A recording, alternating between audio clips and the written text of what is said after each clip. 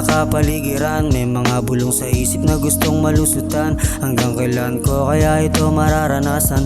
Kailan ko kaya madadaig tong kahinaan na namumuo sa aking isipan? Mga pangyayari na akin ang naranasan.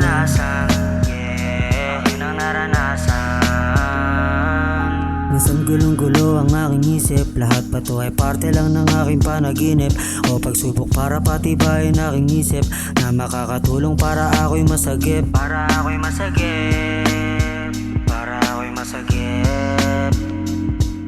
Patawad din na kung ako'y naging mahina, sadyang ganun lang talaga kung minsan yung tadhana. Salamat sa patuloy mong pagtitiwala, pangako aayon din sa atin tong tagana. Pero sa ngayon patuloy ka lang maniwala, buhay kong mahirap balang araw giginhawa. Pag nangyari yun, di ka na dapat mabahala, babawi ako mati ka na muli pang luluwa. Tahimik na kapaligiran, samahan mo ng usok at dituping upuan. Ikalma yung sarili, paganahin yung isipan, isang tabi yung suliraning di natin kailangan.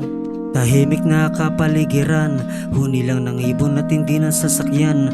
Agos nitong ilog akin ang sasabayan, hahayaan kong dumampi sa aking katawan.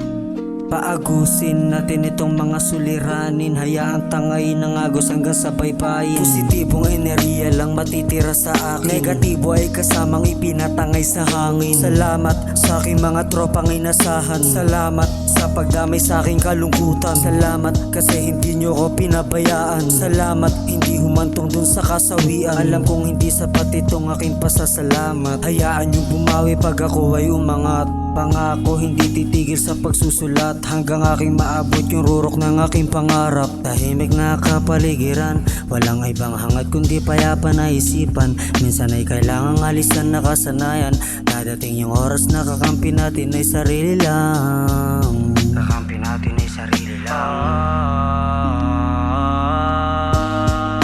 Minsan darating talaga sa punto na iiwan tayo ng lahat, pero pag matibay ka na at kaya mo na mag-isa, baliwala yung problema.